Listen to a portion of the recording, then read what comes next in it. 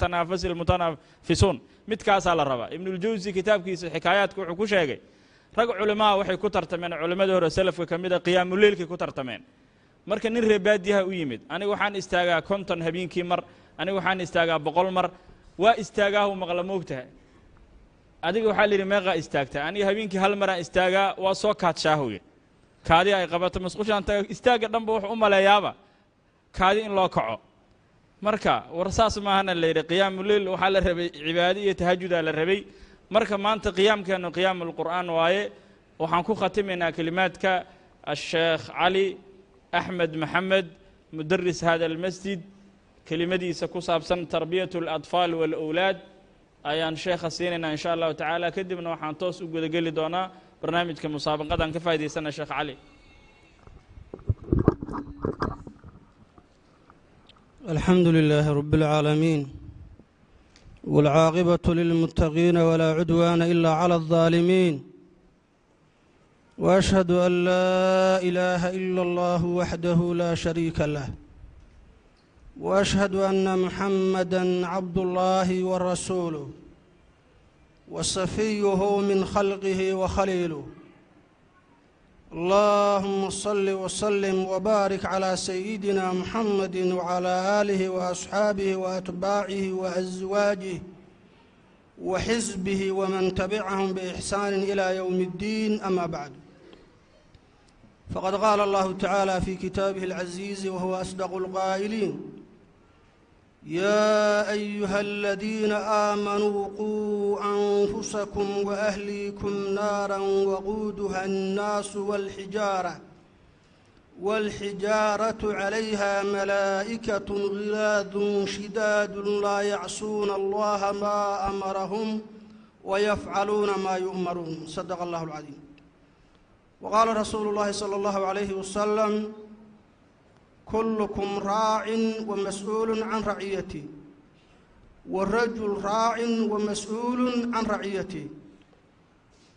أن أولا إله سبحانه وتعالى أيام هذا اسكاله نوسو رجلي اجتماعا يقولن كان أودن يكرتدن ينجا معهن وإلهي فضل جيسا. ثانيا وحى مهدسن أحد كي أرنتان إنه قبصانتو أي فكر كيسا أما قلبي كيسا كسو دعدي شيخنا شيخ أبو بكر حسن مالم دكتوركا وحانا كرجينا إنا وحلا وحي خير ماشا كسو بحي ثواب إنه قيبكو ياشو صوتها النبي صلى الله عليه وسلم وحير الدال على الخير كفاعله قفك خير كتوسي وحو لم يدي فاعل كسميه وكله إلهي بأجر سيناي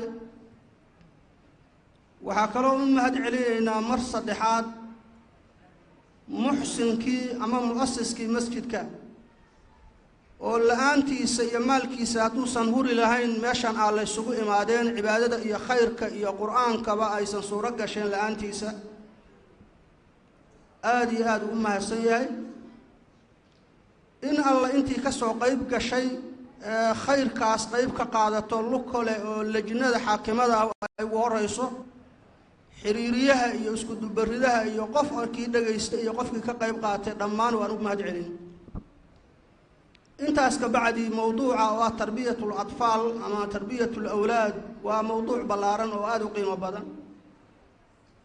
إلهي سبحانه وتعالى وحو أمر كسيي وأمر دتك مؤمنين تا naftooda iyo ehelkoodaba inay naarta ka ilaaliyaan naarta oo waxa lagu shido oo dabka dhaxolaha u ah yihiin dadka iyo dhagxaanta waxyaabaha marka nala amray inaan ilaalino oo naar ka ilaalino waxa ugu horeeya ehelka iyo xaaska iyo awlaada yaa ayuha alladina aamanuu quu anfusakum wa ahliikum naaran نارنا وحال يستغل علينا يا ما عن حوق يا مسكح كله ونقفكوا إنه إلهي سبحانه وتعالى وأمرك سقاطه وكتوس نادو أمرك إلهي إهلك وحال الله إلى لكرا إن أمرك إلهي سبحانه وتعالى ضدك لسيو أو لبرو أو أوامرتي هي تعليمات كإسلامك لجو تربية أو لجو أبوية يرانتا وحكلا معها nabigeena sallallahu alayhi wasallam wuxuu tilmaamay qof walba inuu mas'uul yahay raaci oo wax la raaciyay waxaas la raaciyana maalinta qiyaamo la weydii doono rajulkii oo kale in ehelkiisa la raaciyay iyo ilmihiisa iyo xaaskiisa iyo awlaadiisa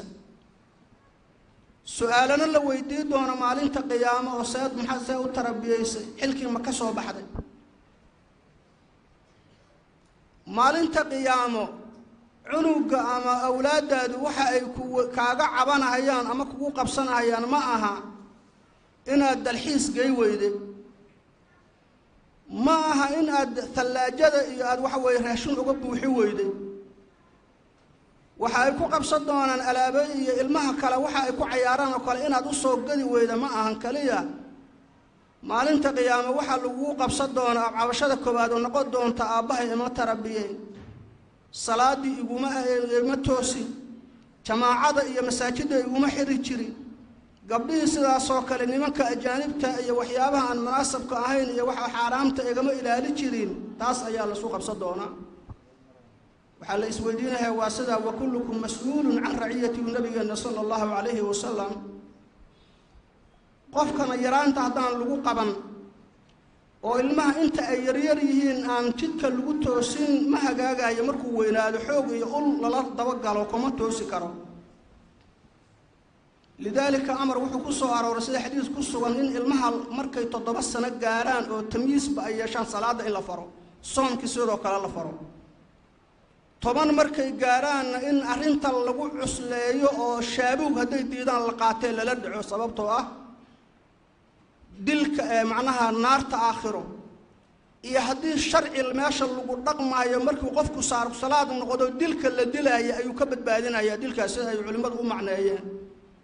muru awlaadakum bis salati wa hum abnaa'u sab'i ka qiimo weyn ay ku fadhisaa ilmaha in la tarabiyeeyo diinta islaamka iyo tacaaliimta islaamkana lagu tarabiyeeyo ahlul khayrka iyo waxa weeye meeshaas bi'atu daa'a in lagu soo biiriyo oo qayb ay ka noqdaan min bi'ati al-ma'siya laga raray ila bi'ati daa'a loo raro lagu xiro qiimo weyn ay ku fadhidaa waana waxa kaliya lagu badbaadi karo maalinta qiyaamo maxaa yeelay nabigeena sallallahu alayhi wasallam ayaa wuxuu tilmaamay qof kasta oo dhasha inuu dhasho fitro asagoo nadiif ah iimaan iyo islaam aqbalahay oo wax caqabadu aysan qalbigiisa ku jirin inuu dhasho labadiisa aabe ayaa yahuudi ka dhiga ama nasraani ka dhigo kristanka ku duwa ama dabcaabud iyo waxa ka dhiga majuusi ka dhiga marka hadda adiga uun buu kugu xiran yahay waana su'aalaha lagu weydiin doono maalinta qiyaamo kullu mawludin yuladu ala al-fitra فأبواه يهودانه أو ينصرانه أو يمجسانه نبينا صلى الله عليه وسلم وكما قال عليه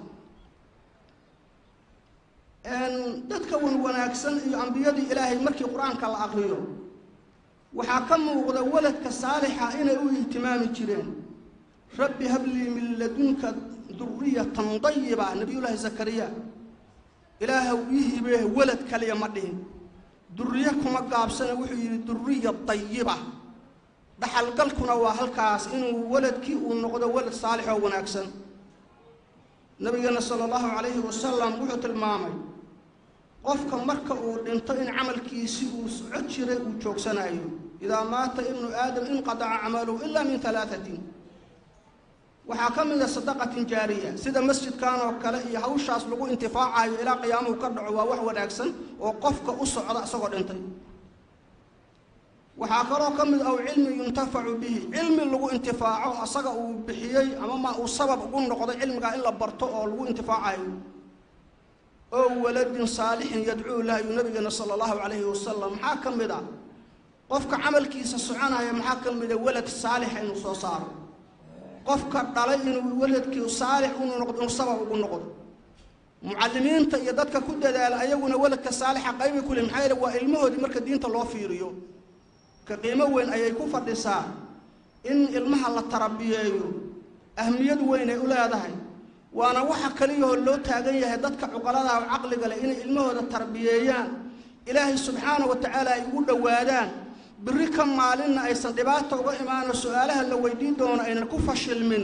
ذاتك عقلي قالوا الناس يفهم سيهين لما أنا وأصدر دار مينا